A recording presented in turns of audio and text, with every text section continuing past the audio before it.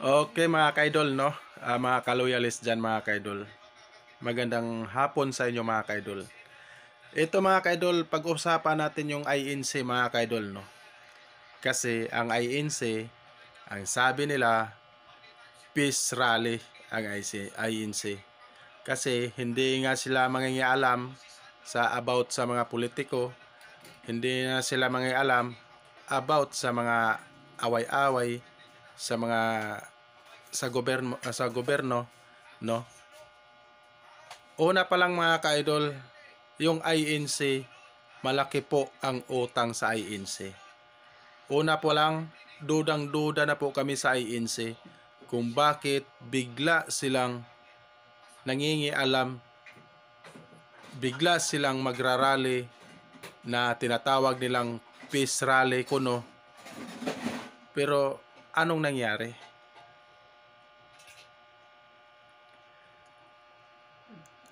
Sorry sa mga Iglesia ni Cristo Alam ko hindi kayo mangingialam sa mga about sa mga kaguluhan, sa mga alam ko yung Iglesia ni Cristo, ang alam ko lang na mababait at hindi mangingialam sa mga politika. Dumidit na daw. Pero anong nangyari INC? Bakit kayo ganyan? No? Na mas pinaburan mo pa. Ito ang tinatawag nito, no peace rally, not peace rally. No, not peace rally ang tinatawag nyo. INC, anong nangyari?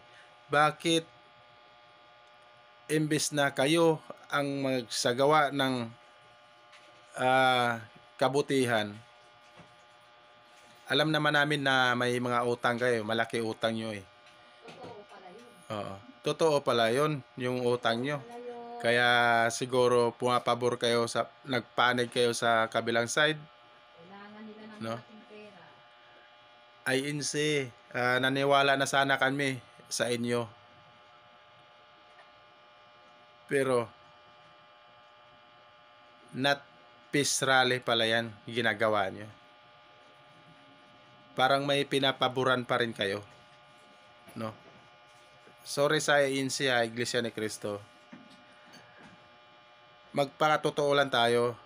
Kasi balita-balita, mga bias din yung mga taga-balita sa inyo na peace rally, hindi kayo nangingialam sa gobyerno para sa kapayapaan at para sa bansa natin sa Pilipinas.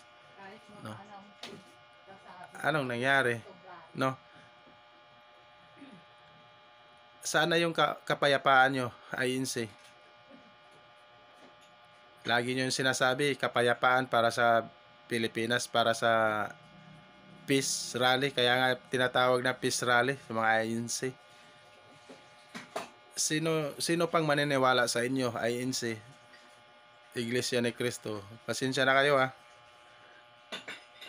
Para mga bias kayo mga bias din kayo Hindi ko sasabihin na binayaran kayo kasi malalaman din yan, INC. Malalaman din yan kung anong ginagawa nyo. Bakit kayo ang nasa gitna sana, parang may pinapaboran kayo. Maraming salamat po.